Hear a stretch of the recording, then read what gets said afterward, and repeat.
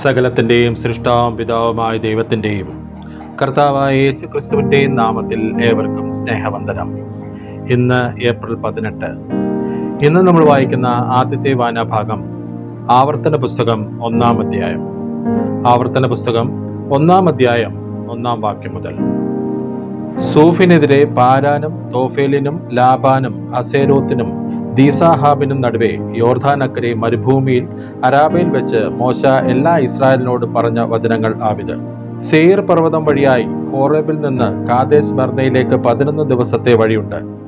40-ാം സംവത്സരം 11-ാം മാസം 1-ാം തീയതി മോശ ഇസ്രായേൽ മക്കളോട് യഹോവ അവർക്ക് വേണ്ടി തന്നോട് കൽപ്പിച്ചതുപോലെ ഒക്കെയും പറഞ്ഞു.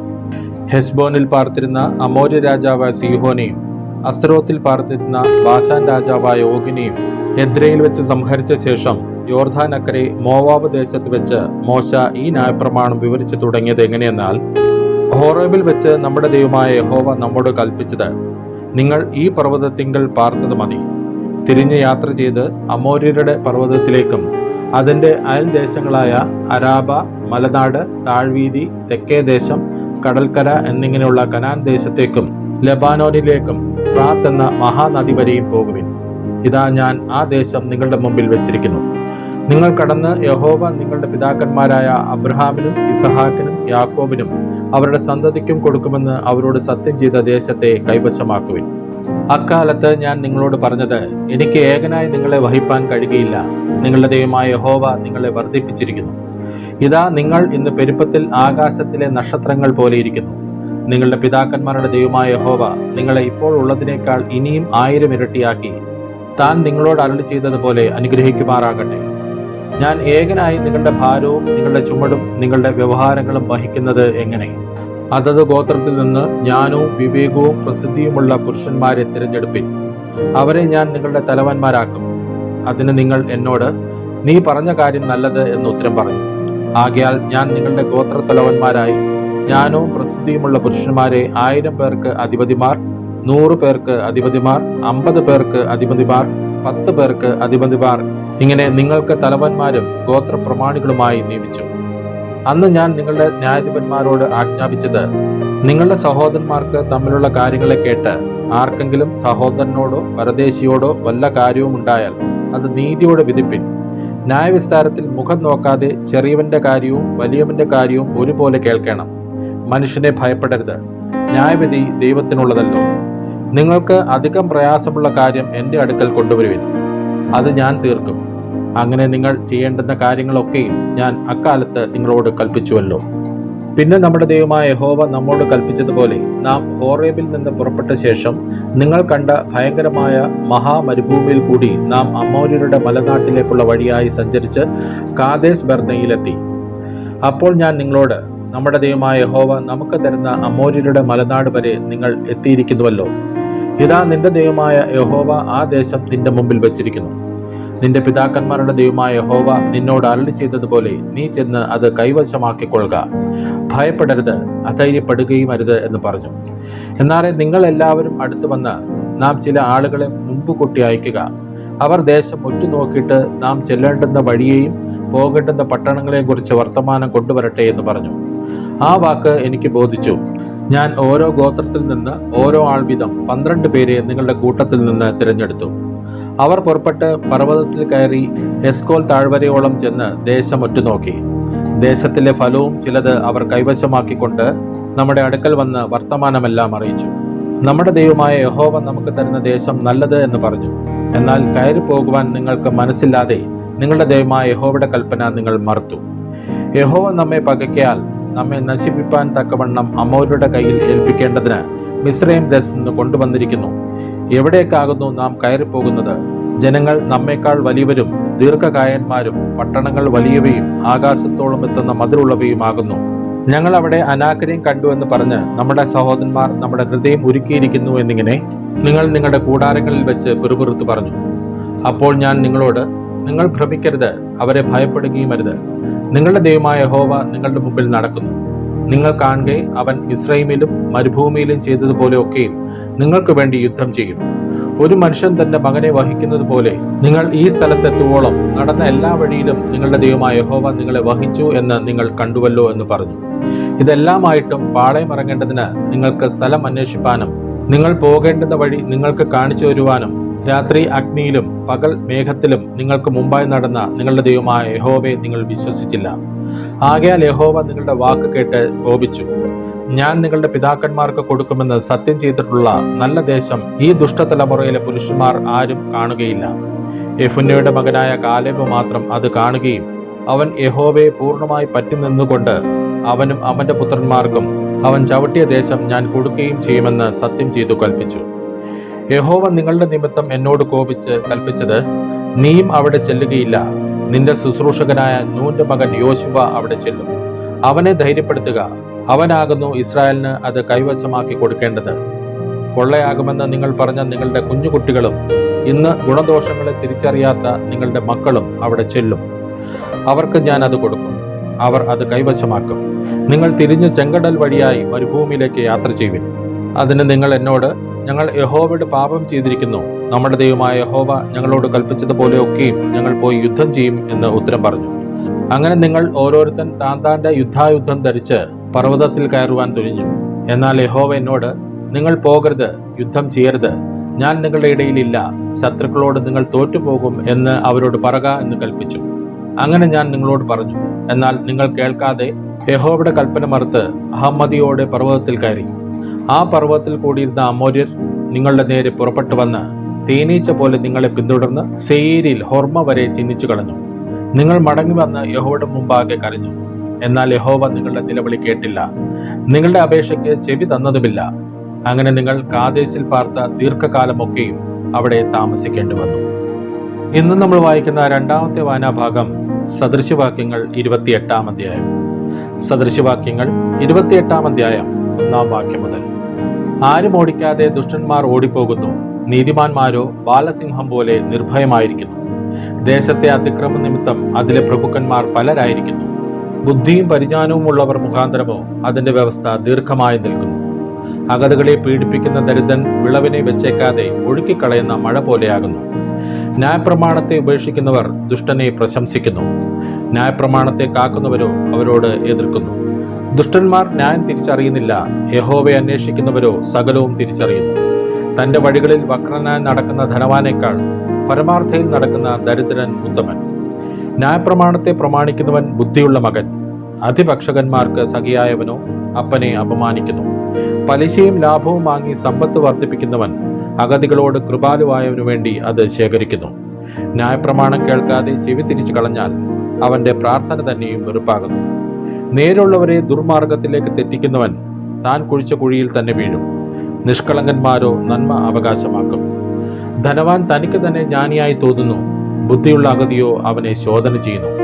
നീതിമാന്മാർ ജയഘോഷം കഴിക്കുമ്പോൾ മഹോത്സവം, ദുഷ്ടന്മാർ ഉയർന്നു വരുമ്പോഴോ ആളുകൾ ഒളിച്ചുകൊള്ളുന്നു.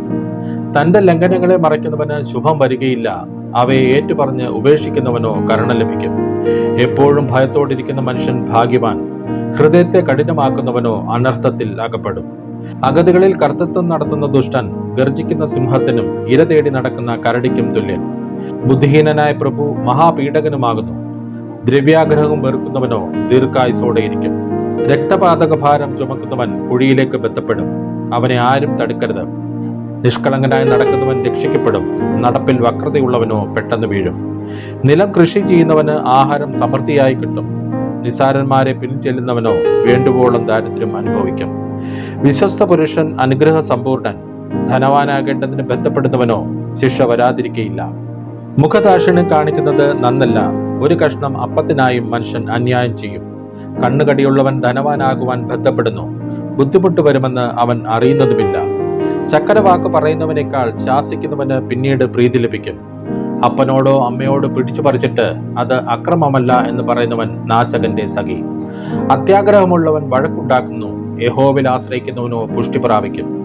സ്വന്തം ഹൃദയത്തിൽ ആശ്രയിക്കുന്നവൻ മൂഢൻ, ജ്ഞാനത്തോടെ നടക്കുന്നവനോ രക്ഷിക്കപ്പെടും.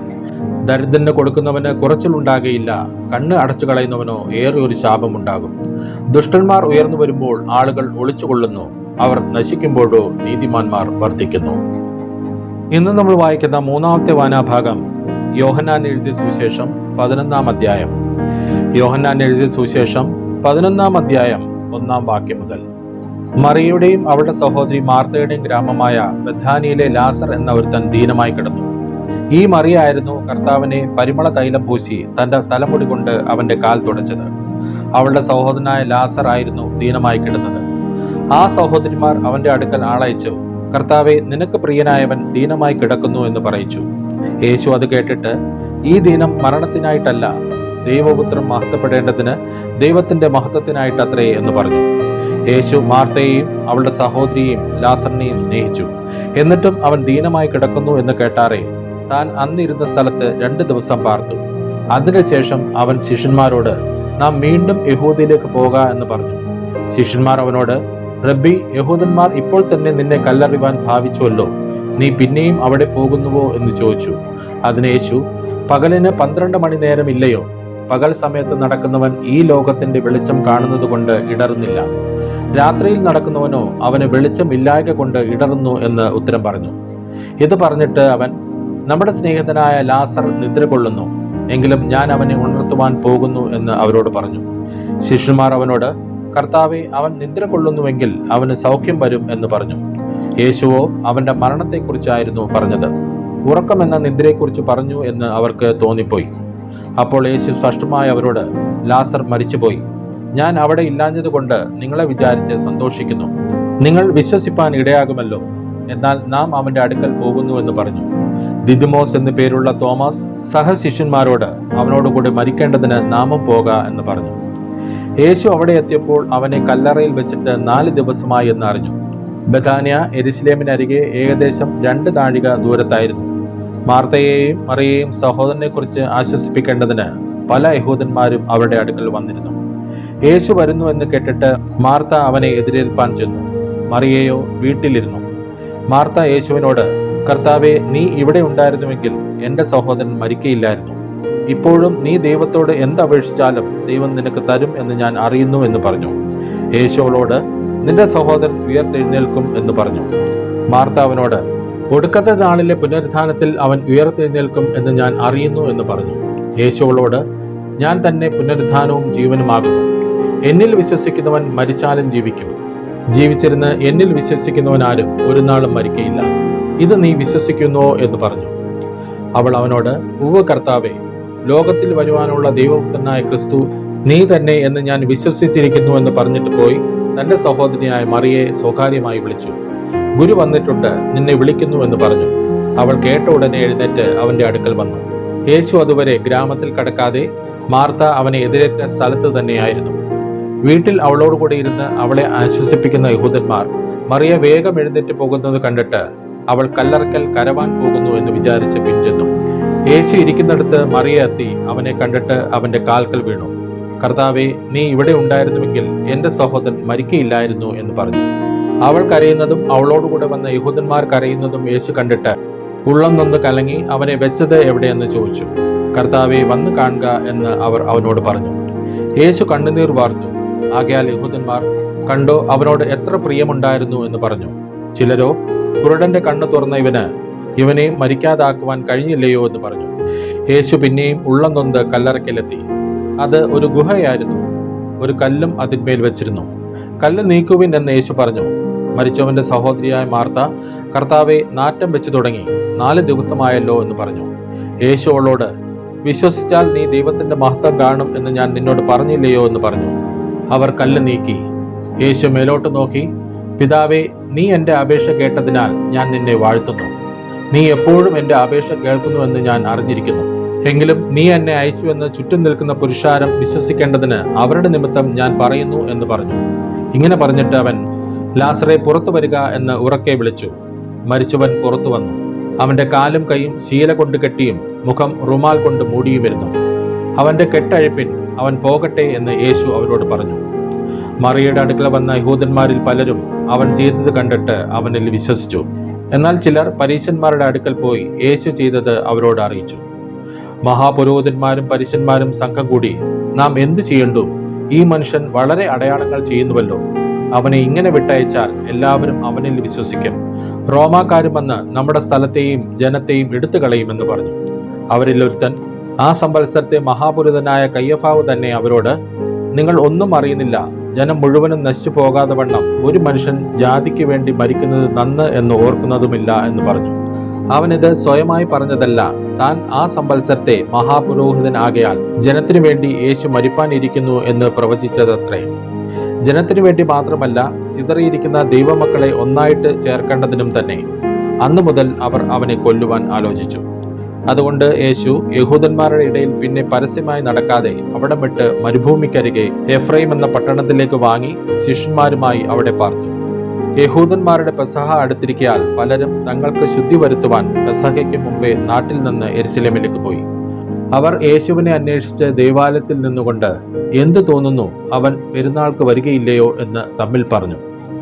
എന്നാൽ മഹാപുരോഹിതന്മാരും പരീശന്മാരും അവനെ പിടിക്കണമെന്ന് വെച്ച് അവൻ ഇരിക്കുന്ന ഇടം ആരെങ്കിലും അറിഞ്ഞാൽ അറിവ് തരണമെന്ന് കൽപ്പന കൊടുത്തിരുന്നു. ഇന്ന് നമ്മൾ വായിച്ചു കേട്ട ഈ വേദഭാഗങ്ങളാൽ പിതാവായ ദൈവത്തിൽ നിന്നും കർത്താവായ ക്രിസ്തു യേശുവിൽ നിന്നും ഏവർക്കും കൃപയും കനിവും സമാധാനവും ഉണ്ടാകട്ടെ. ആമേൻ.